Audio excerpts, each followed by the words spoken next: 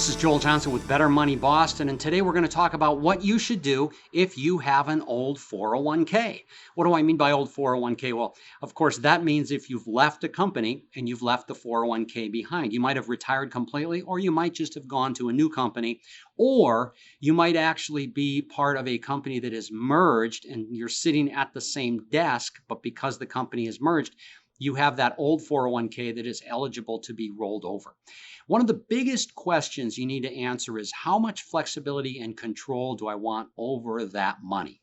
And let's talk about that first. It's important to understand that when you have a 401k with a company, the company has designed that plan. The company you work for has decided what the menu of investment options will be. They've decided what the internal expenses are, and they've decided on the rules of how flexible you can be taking money in or out, whether to have what's called a Roth option and so on. And so when you leave a company and you leave that 401k behind, the company is still the client of that money. You're not really the direct client. And so you really have to look at, does it make sense for me to become the direct client, work with a financial advisor, or manage the money myself where I might have more flexibility and control?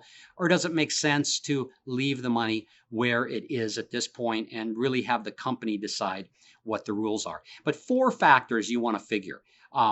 Four options you have, I should say. One is leave the money where it is. I just mentioned that. The other is roll it over to a plan with your new employer. So if you've left one job, you've gone to another job that has a 401k, you can roll that money over into the new employer's plan.